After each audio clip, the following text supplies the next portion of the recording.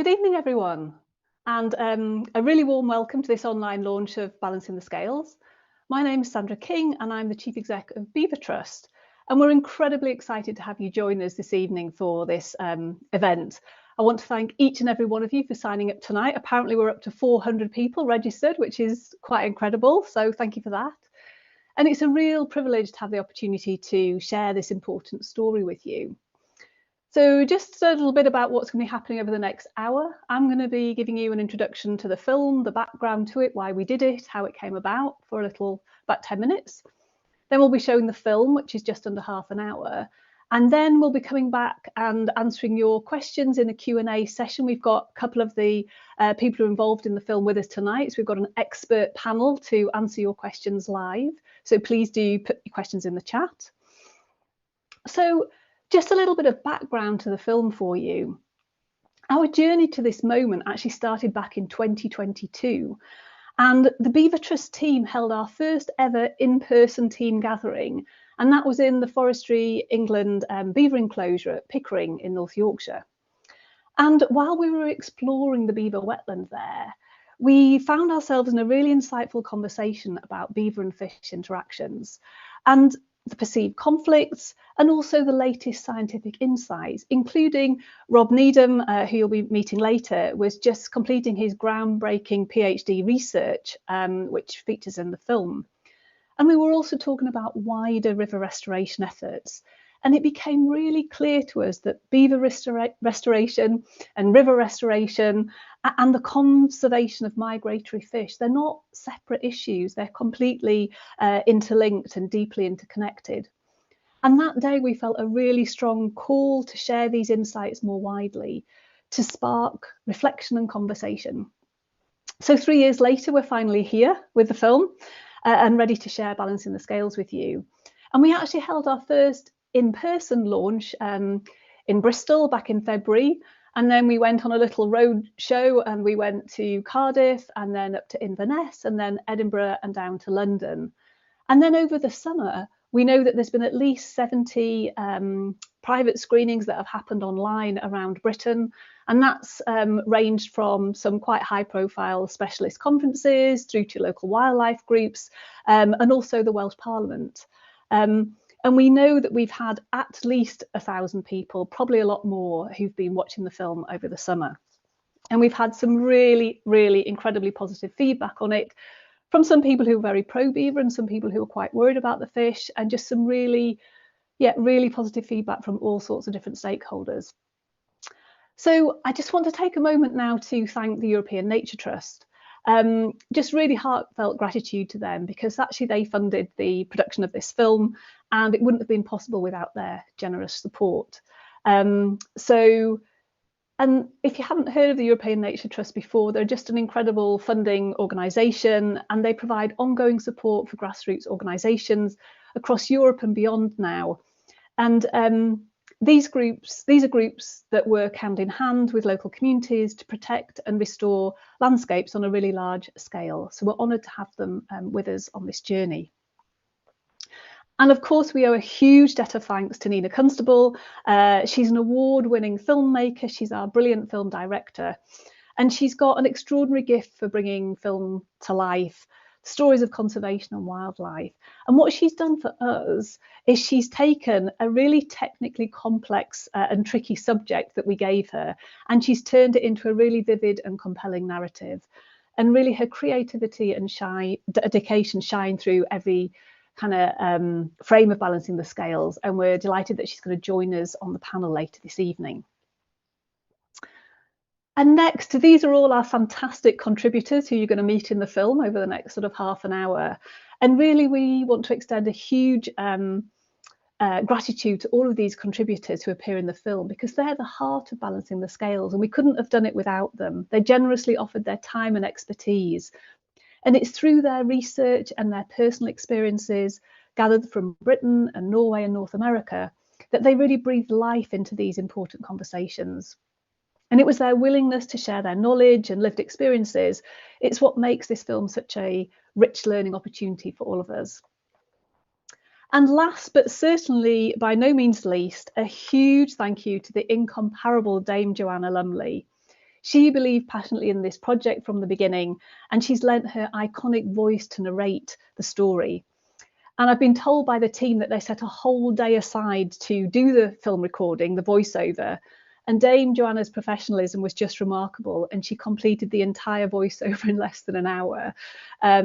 So I think we feel her warmth and skill and commitment really elevate the film, and we couldn't be more grateful.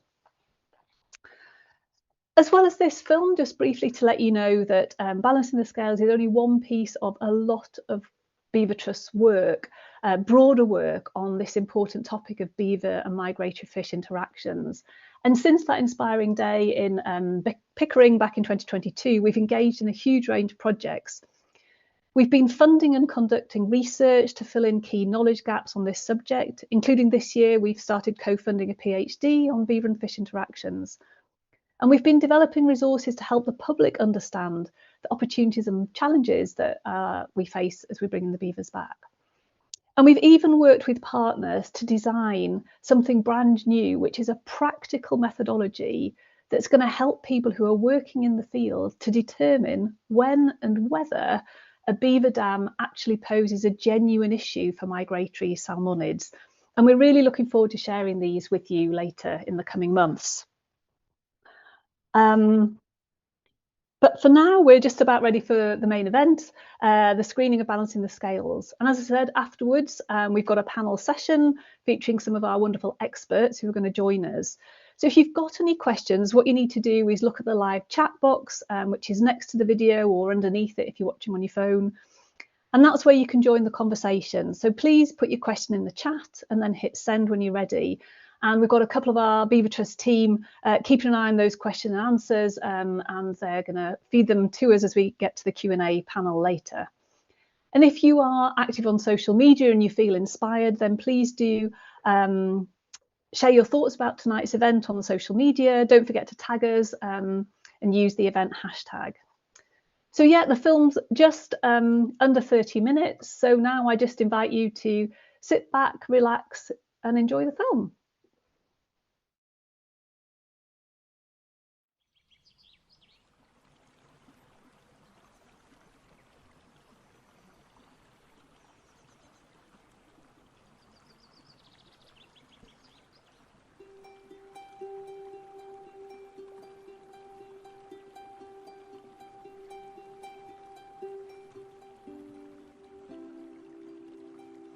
Weaving their way through the landscape, our freshwater habitats are depended upon by everything. They are bringers of life, of great power and peace, and support all that live on land and in water. Renowned for their epic migrations and unique life cycles, salmon and sea trout are iconic symbols of a wild Britain. Connecting marine and freshwater ecosystems, they are sentinels of change and keystone species in our rivers.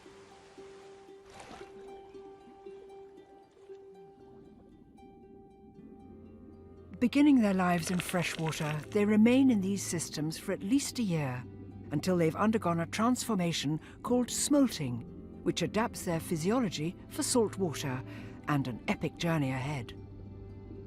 They then embark on one of the greatest migrations on Earth, journeying through a network of rivers and out to feeding grounds at sea, where they will remain until they are ready to return to their natal river to spawn.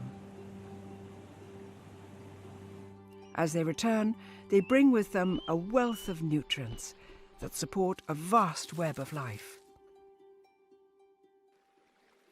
These magnificent fish also have huge significance both culturally and economically, with communities and individuals relying on them for their livelihoods. Fishing is my life, and it has been for a long time now. For me, it's the process of fishing that captured me. You know, it's the unknown. It's the mystery underneath the water. Fishing has definitely been my form of therapy over the years, and for me, that's almost my meditation.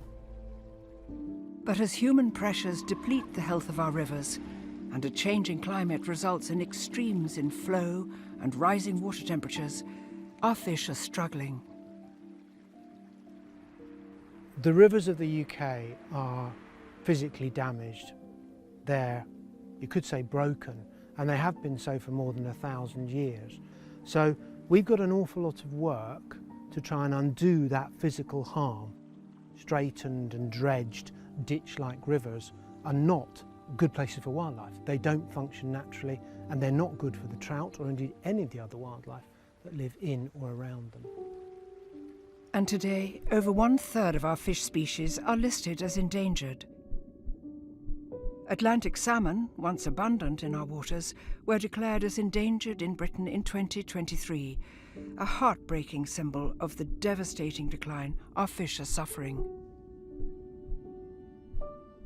So our salmon populations are in absolute crisis at the moment. In the last 20 years, they've declined by 70%, and at the current rate of decline, we could lose them completely within 20 years.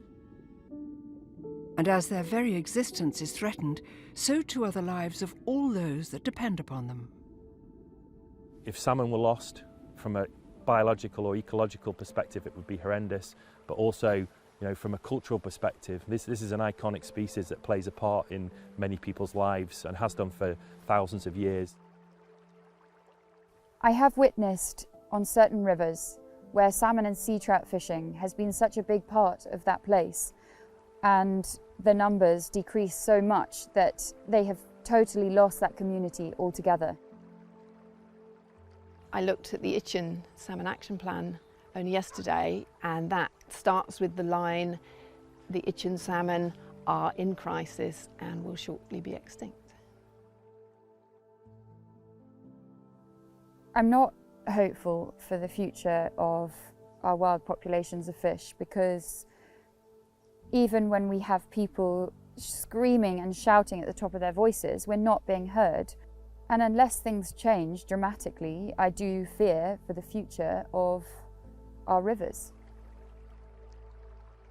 At the moment, the estimate is that of all the juvenile salmon smolts leaving our river, only 2% are making it back from the sea. So if you compare that to figures back in the 60s, it was more like 40%. So we're seeing a massive decline in marine survival.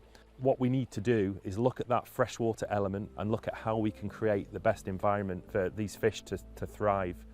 If they can't flourish in the rivers before they go out to sea as a migratory fish, then we've failed them. The health of our freshwater habitats is crucial to the long-term survival of all species. But today, freshwater stands as one of the most threatened ecosystems on Earth. Increasingly, research has shown that we must look at an ecosystem level to restore freshwater environments through holistic landscape scale restoration. With their unique ability to build and engineer, beavers can play a key role in regenerating freshwater ecosystems, and following their reintroduction, their population here in Britain is slowly rising.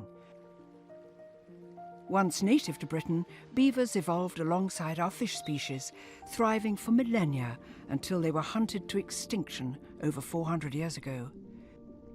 Since their disappearance, we've witnessed widespread habitat destruction and biodiversity loss. Their felling of trees and dam building creates habitat, boosts biodiversity, and provides vital food for many species. But their reintroduction to Britain comes at a time when migratory fish are in a perilous state, and to some, the dams beavers build represent an impassable physical barrier to migrating fish. The problem in our country with man-made structures, weirs, dams, we see many problems for fish moving around easily. One of my concerns is that widespread beaver introduction, certainly to the headwater streams, might exacerbate those problems for our native fish communities. Beavers in the right place can have a really positive impact, but if they're in the wrong place, they can potentially have a negative impact on our freshwater fish populations and salmon populations. I have experienced beaver introduction in various places, and if I'm honest, I've only heard negative things, but I also believe that beavers in the right place can do incredible things for that ecosystem. Although they're both really important parts of the natural ecosystem, we don't really want to have one lost at the benefit of another. There needs to be that balance. The natural world exists in a delicate balance, so as beavers return, bringing changes with them, we need to understand how this might impact our struggling fish populations.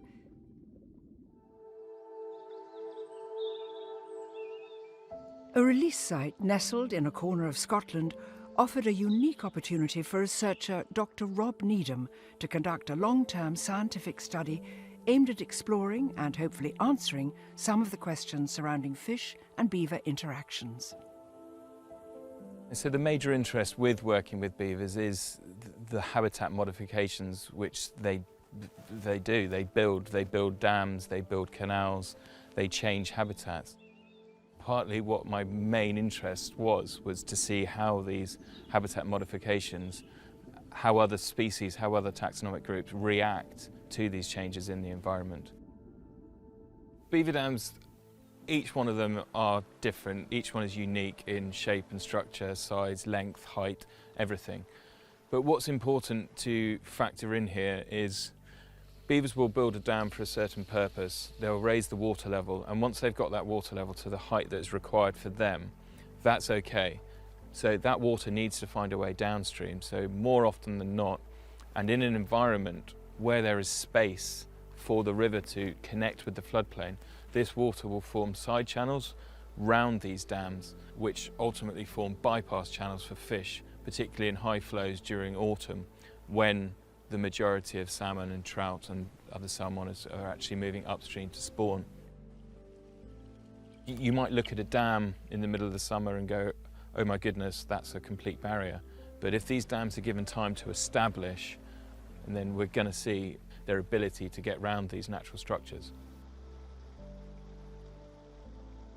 Rob's research compared two very similar streams, one beaver modified and one where beavers weren't present. Rob and his team conducted a large-scale tagging study on the resident brown trout population. Over a number of seasons, they monitored the size and weight of individual fish, and by distributing detectors upstream and downstream over a series of dams, they were able to monitor the movement of tagged trout throughout the site. The main findings that have come out of this study, we're seeing a larger number of larger fish, suggesting that these changes in the stream structure due to the construction of dams is providing habitat for a greater variety of age classes of trout. And also a really interesting fact that we found was that there were some fish which went up over a dam and then they came back and they made multiple trips over the dams. And what was great was that we could see that once they'd passed a dam, the second or third or fourth time that they passed the same dam, they would do it much quicker. We've seen these massive changes in the volume of water, changes in aquatic vegetation. Certain areas are just full of dragonflies. The aquatic invertebrate life is phenomenal. Invertebrates are the foodstuff many fish species rely on, but they too are suffering huge declines. The boost to invertebrate life brought by beavers could play a crucial role in improving the health of migratory fish in the freshwater stage of their life cycle. And the impact of beavers, witnessed by Rob and his team, transcend our waterways. One of the biggest and most profound change was last year during the drought, where the vast majority of the country was brown, the grass was scorched, trees had burnt, but where there were beavers, there was green and there was water. The increase in water retention from beaver dams could be crucial in maintaining habitat for young fish during dry periods. By reintroducing deadwood into the ecosystem, beavers create environments where invertebrates flourish, providing an essential food source for juvenile fish and a space of refuge during times of environmental pressure. Much of the groundbreaking data gathered from Rob's study site is new information for Britain, but there are still knowledge gaps, particularly when it comes to beavers and Atlantic salmon. 70% of the world's population of Atlantic salmon return to the rivers of Norway to spawn, driving a thriving game fishing community renowned the world over. But they too are suffering declines. Apart from dangers to salmon at sea, the biggest problem that salmon have is, of course, the health of the rivers in which they spawn and which they spend time as par. Our salmon populations face many threats, but I've never even heard it said that beavers might be one of them. They occur throughout Norway now, and specifically they occur on 6 of the top 10 major salmon rivers of Norway and lots of the smaller ones.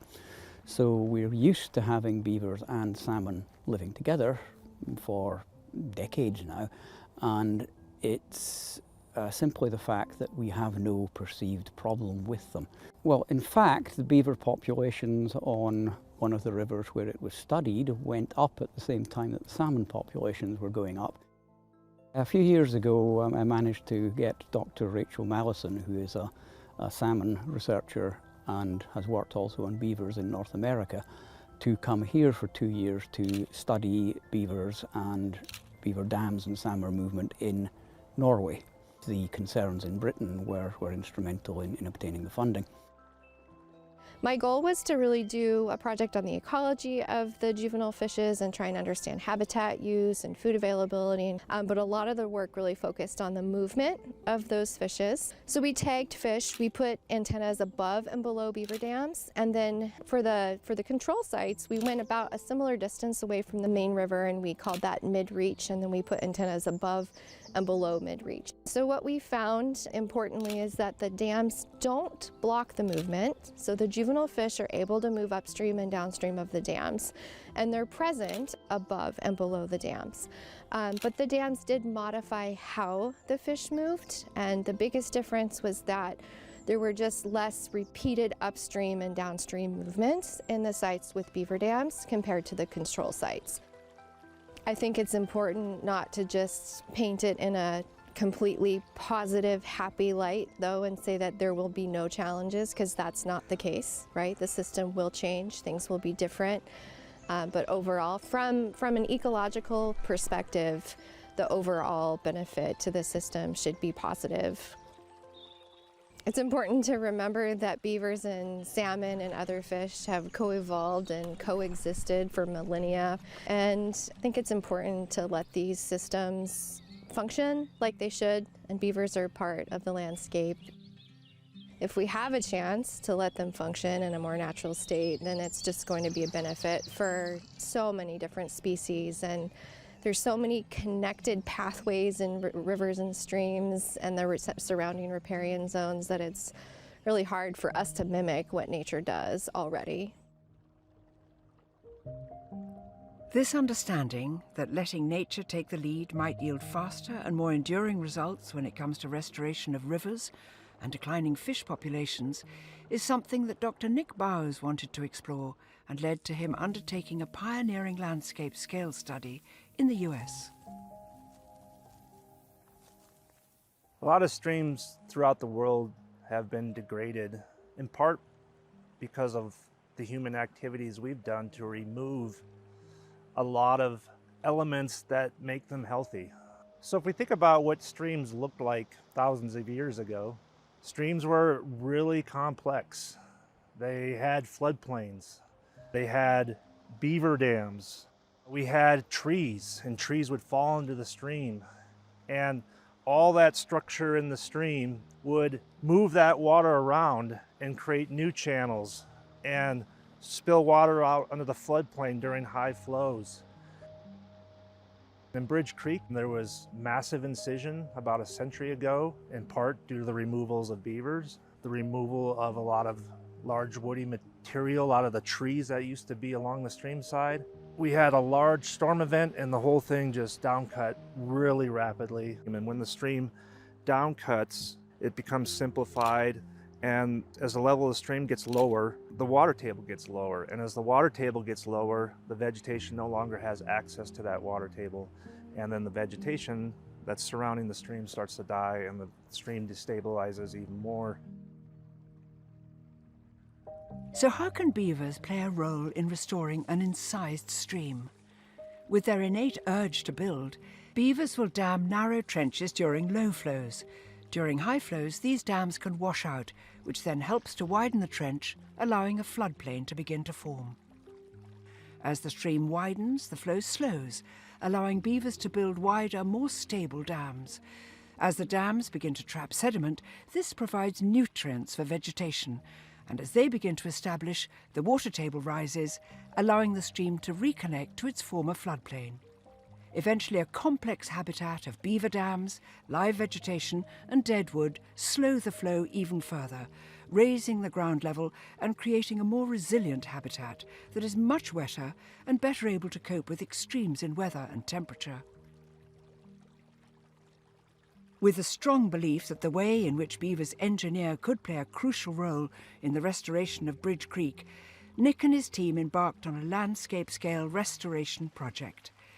In its incised state, the flow of the water in Bridge Creek would not allow beaver dams to persist, so they set about creating an environment in which dams could establish. Together they worked tirelessly to install over 120 structures called beaver dam analogues throughout Bridge Creek. The hope was that the volume of structures installed would begin to slow the flow of water enough to allow beavers to move in and continue the work they'd begun. Almost immediately the success of the project was evident as beavers began to establish dams, and today there are over 200 beaver dams throughout Bridge Creek.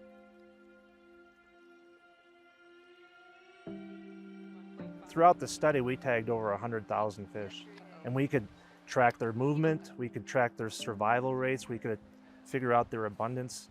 And we saw that there was no change in the movement patterns when we went from 20 dams to over 200 dams. We saw a 50% increase in their survival rate, and we saw almost a 200% increase in the abundance of fish. We didn't see an increase in water temperature. We actually saw a cooling of the water because as the water rises, it creates a lot of pressure and pushes water out into the banks and mixes with the groundwater, and that water is cooler and it comes down upstream colder. We go from a system that was dominated by large cobble, then we put these speed bumps in, and that slows water down, and so some material starts to get deposited as we move downstream as the water slows, and some of that is piles of gravel. And then, yeah, at the dam where the water is almost not moving, we get the fine sediment. So now we get patches of fine sediment, patches of gravel, patches of cobble. All these are important for different life stages of fish. So we need gravels for spawning, we need cobbles for small fish to hide behind when they're feeding. And it's not just about the fish. There are a whole host of wildlife that uses these now restored systems. Climate change is, to me, very scary, and it's a big deal. We need to build resilience into these systems. In the western US, we have a lot of wildfires, and so keeping these areas around the streams really wet, we can prevent them from burning as easily. So we have resilience to fire, we have resilience to drought, we have resilience to floods. I was just kind of blown away about how big of an impact beavers can have on stream ecosystems. There's a huge amount we can learn from these overseas studies. And as our story here in Britain unfolds, and there are still questions to answer, this offers opportunities for continued and exciting research. James MacArthur is a PhD student, assessing how beavers might be impacting the upstream distribution of migratory fish at a catchment scale. As organisms move through water, they're constantly shedding genetic material. This is referred to as environmental DNA. By gathering water samples from a range of sites, James is using this environmental DNA to identify the presence of a whole host of species, and by revisiting sites over a number of years, he can monitor any potential changes caused by beaver activity. So in the first case of this study, we've collected sites from 163 sites across Scotland. In terms of gaining the status quo, we can look at the overall ecosystem impact and looking at how beavers downstream is potentially impacting or restricting upstream distribution right now. But we also have a subset of sites within this where we're looking at the individual possibility of dams. So we carried out a small-scale environmental DNA survey on an enclosure site in Scotland, and we saw striking differences in the community composition between the beaver site and the control site, where we saw roughly 1/3 more insects in total in terms of number of species. We saw a notable increase in the number of beetles, in caddisflies, in mayflies, and finally in true flies. I think restoring the natural channelization of river systems and actually allowing rivers to develop on their own is one of the most important things we could do. And that's one of the things that beavers are brilliant for. We allow deadwood to stay in these river systems and it'll create habitat for invertebrates, and that'll then create food for the trout and the salmonids. And that's one of the most important things about this. It's not looking at it as just it's a whole ecosystem.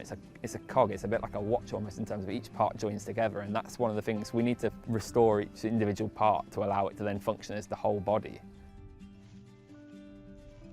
I'm really excited. There's so much research going on. There's so much work going on, and it's a really exciting time in terms of the amount of stuff that's going on and the pressure we're under, but pressure prompts the change as such, and that's one of the things that's really special about this, is that it's the time to be involved in this sort of research and it's the time to act now. But in order to move forward, we need to find a way to come together. They will, in many places, produce enormous beneficial changes. They'll create that physical diversity that leads to ecological diversity, more places for plants and animals to live. But in order to do that, they have to be managed.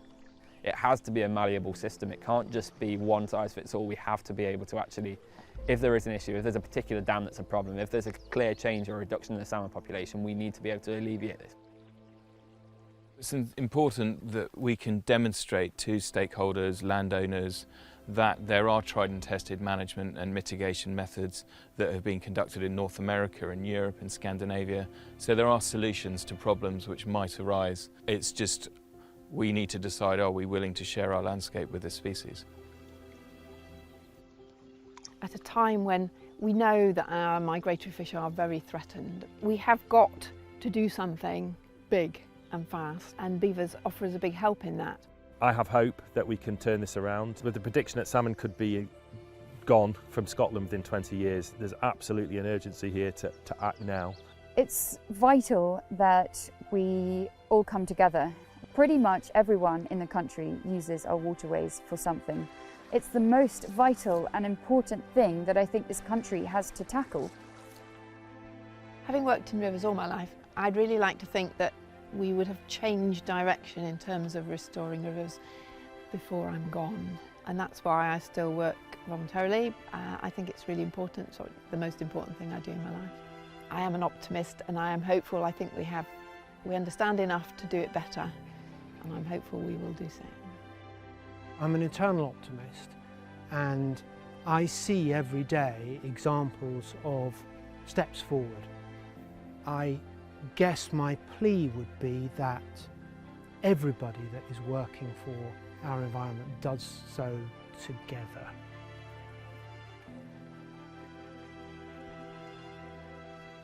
We've seen the heartbreaking decline of many of our fish species and freshwater habitats across the world. But we've also witnessed nature's incredible resilience and power to recover when given the chance. Now is the time for us to come together, to use our knowledge and experience to fight to restore balance in our natural world. If we can harness the restorative power of beavers, whilst also protecting and preserving migratory fish populations, we carry the hope of leaving a legacy of recovery for the next generation.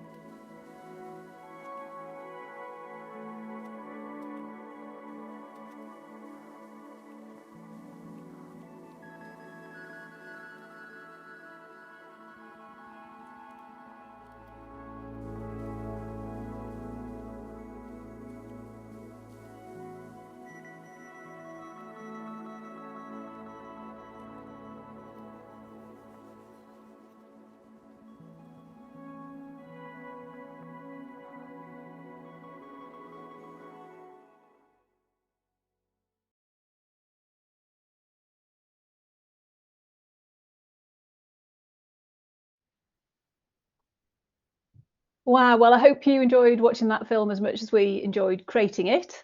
Now we've got the chance to dive a little deeper into the theme of the film with our panel session. And joining me on the panel this evening, we have Beaver Trust's very own Dr. Rob Needham, who is our restoration manager. We've got Nina Constable, who is the film's director. And we've got Chris Conroy, who is a fisheries biologist and restoration ecologist. So welcome to the panel. I wonder if just before we go to the Q&A from the audience, could each of you introduce yourselves and just tell us, when did this topic of beaver and migratory fish interaction, when did that first come across your consciousness? And I'm going to start with Nina, please. So I think for me, so I started documenting beavers, I think it was 2017 with the return of beavers to Cornwall. And I think it was quite early on that these kind of questions started to come up and people were kind of wondering about it, but often with the films that I was producing, there was a different focus. So it was, I think, 2022, you were just saying, when Elliot and Rob approached me to really take a kind of deeper dive into this and produce kind of longer form documentary, really looking into the science and the questions and the fears surrounding beavers and fish. Yeah. Lovely, thank you. Thank you, thanks Nina. And Chris, what about you? Oh yeah, so I basically really became aware of them when I was working in the Fishery Board and Trust Network in Scotland, and I always remember, I think it was in the mid 2010s, my colleagues on the Tay talking about a beaver that kept damming a fish pass. So that was when they first became really aware of beavers. Very, very relevant to the film, indeed. Yes, definitely. And then Rob, how about you? So for me, that would have been back in 2010, when I basically started at the Scottish Beaver Trial, so over in Knapdale, on the first trial reintroduction, and there was fish monitoring going on there, and that's when sort of my curiosity and interest sort of peaked in those interactions. Great. Okay, thank you. So let's go to our first question from the audience. And I think we're going to kick this one off. This is coming your direction, Rob, just so you know. Given that fish species decline is linked to water quality issues, are beavers impacted by water quality issues as well? And or do they even help in cleaning waterways? Okay, that's a good question. So interestingly, obviously beavers in Britain they're relatively new. We're talking a couple of decades. So the overall sort of impact on beavers from water quality still remains to be seen, but all the initial information and evidence suggests that beavers are very resilient to water conditions, to poor water conditions and pollution and things like that. But no, on terms of the second part of that, beavers will absolutely help clean water. The dams they build will help filter out sediments, they'll filter out pollutants, that sort of thing. So absolutely, they'll act as sort of the nature's filters, if you will, through the river systems. And if you can imagine multiple dams in the headwaters, and as that water flows through multiple dams, it will get cleaner and cleaner as it comes down through the system. Right, brilliant. Rob, Chris or Nina, did you want to add anything to that at all? Yeah, I could add something. I think it's also worth, when you talk about water quality, one of the key things there is temperature as well, water temperature, and the pools that beavers create hold back water, and then they allow that water to more slowly dissipate off the land during those warmer months, and that can help to reduce water temperatures as well. So there are definitely benefits from that perspective for fish. Great, lovely, thank you. So the next question we have the effects of beaver dams been measured for non-salmonid migratory fish, so species such as twait or shad or eel? I'm feeling that one's either coming to Chris or Rob. Nina, unless you have an expertise in that area. Chris, are you aware of any research on that? I tend to work with salmon and salmonids, so I don't have a huge amount of knowledge about what's been done with shad and eels. I don't know if Rob, do you have any experience in that? So, I mean, at the moment, the main studies have focused on salmonids because they're the species of concern. A lot of other species will sort of spawn lower down in river systems and things like that, where beaver dams are less likely to be present. But I mean, there's some initial work done from another collaborator in this film, James MacArthur, that's looked at sort of whole catchment scale eDNA, and looking at the presence of the focus was Atlantic salmon, but they also looked at European eel, a critically endangered species, and lamprey. And interestingly, there seemed to be a positive correlation with beaver eDNA and European eel, so that's a positive step forward. But in terms of other species, not that I'm aware of, particularly in Britain, there hasn't been. But as you mentioned earlier, Sandra, about this, the PhD at Southampton University, that will hopefully look at other species as well, other than the salmonid species. Okay, lovely, thank you. Next question.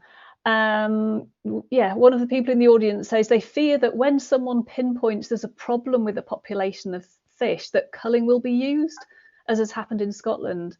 Will culling be part of the management? I think they mean the management of, yeah, the issue with fish and beavers. Rob or Chris, any thoughts on that? Well, or Nina, but I'm guessing that wasn't.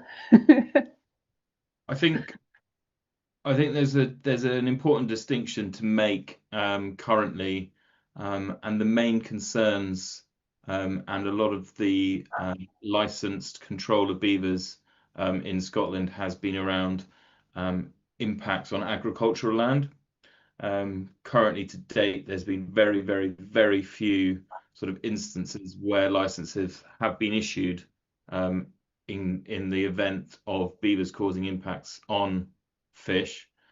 But again, as you mentioned earlier, we're working on the beaver dam assessment methodology for salmonids, and there's subgroups and lots of groups that are working together to try and find a way to create a method of assessing beaver dams for fish passage. And then if the dam is deemed to be a temporary barrier, then intervention may be required under license. And it's trying to work together to sort of identify those key areas. And obviously we're going to have critical times of year, and I think Chris will like to jump in on this. But it is going to be very site specific. It's going to be nuanced, and we are working proactively with other organisations to try and ensure that when instances of sort of conflict, if you will, arise, then there are ways that we can sort of mitigate that. Yeah, Chris, did you want to? Well, keeping with during, now is spawning time for migratory, well, for salmonids. So trout were spawning at the moment up here in Scotland, and salmon will follow pretty shortly afterwards. I have to say that I haven't seen any evidence myself of any negative impacts to date, but the distribution of beavers is still relatively, they're not widely distributed at the moment, and it is an area I think that does need a little bit more work. The PhD you were talking about that James has been working on is a really good start there. I know they have found evidence of salmon spawning above and below barriers, and I think it's really important to point out that if you look at the way migratory salmonids migrate at spawning time, they tend to move up quite late into these spawning tributaries, and they tend to move up on high water as well. So if you look at a structure, a beaver dam, it can quite often look quite daunting, but when if the flows aren't great, but as soon as the flows rise, those trigger flows, they quite often are passable. And I've been watching a dam relatively close to where I am recently, and I've seen a lot of trout leaping over this, or actually swimming over it more often. As the water level rises, they've been moving across the top of them. Doesn't mean that all beaver dams will be passable, but I think it needs to be taken into the context of river levels, as well as the actual structure itself. Brilliant, thank you. Nina, question for you. What does it take to make a film like this one? Wow.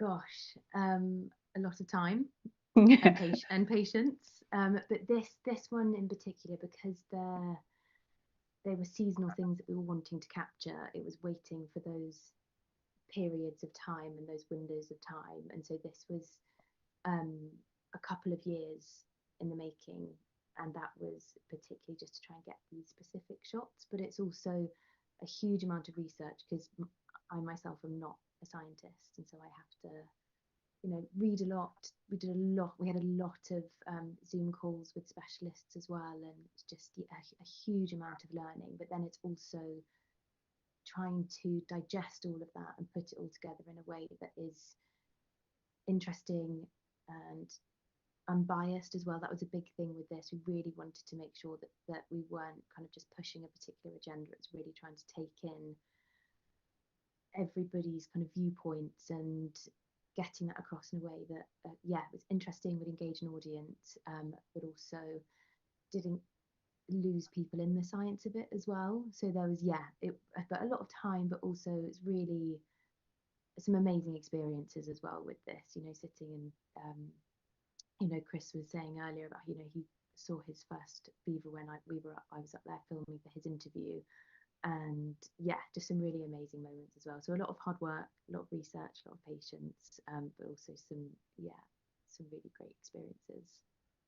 And how on earth do you get it down to 28 minutes? Because I mean, you were working on that for a couple of years. You've brought in, you know, some filmmakers that you contracted overseas for us and all of that kind of stuff. And then so much to tell. I mean, how do you do it? I mean, is it a massive discipline? Is it really hard? Is it painful? I think I've got better at it over the years. But also, there was a huge amount of interview footage for this, and I have to go through absolutely every single word, because you don't want to miss anything critical that somebody said that is really important for the story. And so, yes, there's hours and hours of even just the dialogue, you know, that's not even all the B-roll as well. But I think I love seeing the story coming together, and sometimes you're surprised and sometimes you don't. You know, when you set out on a film like this, you have an idea of how you think the story might come together and what people might say, but then it's also those surprises in there, or things you weren't expecting people to say. But it's you just have to be very disciplined with it, and just, and you know, sometimes there's a really beautiful shot but it's actually not relevant to the story, and you just have to learn to let go of it. Be like, no, do you know what, I'm just putting that in there because I want to look at that, and that is not to do with this story. So you just learn to be a bit cutthroat with yourself and not too sentimental about it. But I really love it. It's one of my favorite parts in the edit, is just seeing the story come together, and then, you know, when you get the music and Joanna Lumley's voice over the top as well. I mean, that was pretty special. Pretty special moment. Yeah. Oh well, good. I'm glad you enjoyed it. It certainly shines through in the film. Thank you. So next question. In the Netherlands, we're concerned about the changing spawning and rearing conditions for the river Lamprey in locations where there's many beaver dams. Has that species also been studied in your area? Chris or Rob, probably? Rob's probably more qualified to talk about that. I'm not sure about that, but not directly, no. However, going back to James MacArthur's eDNA study, there is really strong evidence in that is showing that. So ultimately, it looked at the whole catchment distribution of beavers, Atlantic salmon, and what they found within that was that Atlantic beaver, the presence of beaver eDNA. Rob, I'm just thinking, we've said eDNA a lot. Some people listening might not know what eDNA is, or why it's important, or how it's used. So eDNA is environmental DNA. So as animals, fish, everything, when they are in the water, they shed this DNA through scales, through feces, that sort of thing. So you can do it. You can take a water sample, and then you can test that water sample to see what species are present what eDNA is present in that sample. So from a catchment scale basis, what they've seen and what's been shown is that the presence of beavers had no impact on the distribution of Atlantic salmon eDNA, suggesting that on a catchment scale there is no impact. There was actually a very slight positive correlation ship with lamprey. And as I said earlier about the European eel, there was a significantly statistical positive correlation between European eel. So in terms of the lamprey, the evidence that is coming out of Scotland at the moment is suggesting that there isn't a problem that we have seen yet, and that it could be beneficial. Okay, thank you. On that. Next question. Nina, what was your favourite experience or memory about making the film? Do you know what? I think one of my favourite days of filming was actually in the location that I filmed with Rob, where I went down into the wetland area, and I just could not believe how many dragonflies there were. And I brought a really fun macro lens with me, and I literally just I had to stop filming after a few hours. So I was like, I'm just going to have hours and hours and hours of dragonfly. But it was so incredible. And you literally took a step and they would just erupt out of the grasses. And that was just so amazing to see. I don't think I'd ever seen so many in my life. You could just hear them. It was amazing. And there were butterflies and bees and everything. That was really amazing. But then also, I think when it was all finally wrapped, and just the day in the studio with Joanna Lumley was really amazing, just seeing it all coming together.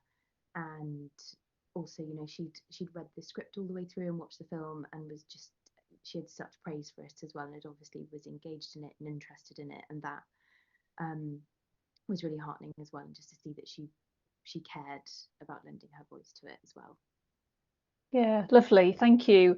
And what about Rob and Chris? Any favourite experiences or memories from making the film, or maybe even from being part of the panels? Because you've helped us with a few of these sessions now. So any favourite experiences from any part of the film, really?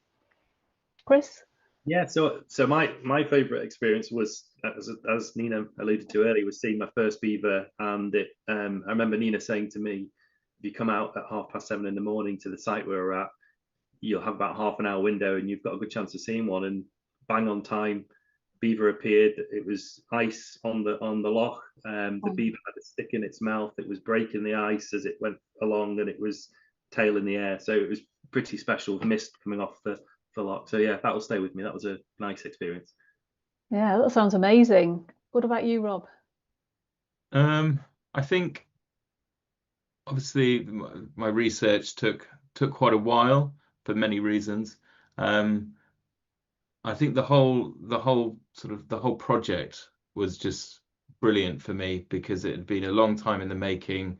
I'd put a lot of hours, sweat, tears into that PhD, and then to actually be able to sort of have Nina come up and do that filming. I feel very lucky to have been part of it, and yeah, I think it's a wonderful film, and hats off to Nina and everyone involved, really, for making a documentary which is so informative and balanced, shall we say. Lovely, that's nice. So this has flown by, but looking at the time, we're on to our final question for the panelists. What do beaver advocates and anglers have in common, and how can we bring them together to restore our freshwater ecosystems? Can I come in on that? I think Yeah. Yeah, so I think this is a really important one. Anglers and beaver advocates are generally ecologists or generally naturalists. They're keen on the whole ecosystem and environment. And there's evidence to, if we use salmon, for example, salmon are really struggling at the moment. There's been a massive decline. And there's evidence to show that fitter, healthier salmon have a higher chance of surviving that ocean journey that they go on. And key to that is a healthy river system. As a restoration ecologist, you spend a lot of time mimicking what beavers do to try and restore rivers, whether it be including adding woody structures, making better vegetation on the riverbanks, trying to reduce water temperatures for the fish. Beavers can do that. So if you're an angler and you support salmon, beavers in the right place can really make a difference to that freshwater stage of salmon and can produce these bigger, healthier fish that then have a much better chance of coming home from their ocean journey. So yeah. Thanks, Chris. And Nina, thinking about maybe from a filmmaker or a communications point of view, I mean, have you got any thoughts on that, about how we can bring the beaver advocates and anglers together and to restore freshwater ecosystems? Well, I think a huge part of it is how you have begun the distribution of this film by having the in-person screenings with Q&As. It's getting those people in a room together and talking to one another and realizing that they might see things differently or have different fears or concerns, but they have the same goal. And I think that has actually it's been quite amazing hearing some of the conversations and seeing some of the responses from people that you might not expect. And so I think this has actually gone, it's a good stepping stone in, starting those conversations, and hopefully, because I think working together really is the only way to achieve that, really. And so, getting people in the same room has been a really great thing to do. Thanks, Nina. And Rob, final thoughts from you on that? Yeah, I mean, what Chris said, absolutely true. I mean, everyone, beaver advocates, anglers, fish biologists, they're all after the same thing. They need healthy river systems to provide healthy ecosystems. And there is so much strong evidence to suggest that beavers can be massively beneficial in our river systems. And a final thought on the whole beavers and anglers. I was looking a while back, and I was telling a colleague Elliot that I found this angling website where these bespoke fishing rods were made, fly fishing for trout, and one of them was called the Beaver Meadow. And this rod was named after the beaver meadows because the anglers saw that as a great place to go fishing for species of trout. And I just thought that was wonderful, that and it sort of encompasses that beavers and fish don't need to be separate. They are a sort of combined entity. And the more we can do to encourage this, then I think we're going to see better river systems and more beavers for the beaver advocates and more fish for the anglers. Thank you. That's a lovely image. I like that. Thank you. To finish on. So we're pretty much out of time. So just a last couple of comments from me. Really hope you've enjoyed the film. I mean, the best way that we can make things better for the beavers and the fish in Britain, I think, is just to have more people understanding. And so if you can help us to show this film, to get this film seen by more people, that would be amazing. So shortly after tonight's event, this particular screening of the film with the Q&A and everything will be available online. And then in a couple of weeks, we're going to be putting the film, just the film itself, up onto our YouTube channel and also onto our website. So, do use those opportunities to share them as much as you can. And if you just want to generally know more about beavers or Beaver Trust's work, then please do go over to our website. When you're there, you can sign up for our e-newsletter, which comes out each couple of weeks, which is fantastic. And I'm pretty confident there's everything you could ever want to know about beavers on our website. And that's everything from the science papers section, where we've got 500 plus science papers on every pretty much researchy beavery paper that's ever been out, right through to the education pages where, we've got educators going out into schools, and there's some really brilliant classroom ready exercises for young kids there. And then through to advice on practical beaver restoration and how do you live alongside beavers. So do go and have a look at our website. Also follow us on social media. And I think the final thing from me is just to say a huge thank you to our panelists, both for coming along this evening and for your work to help to bring this film to life. And then to all of you for coming this evening. I hope you've enjoyed it, and have a good evening.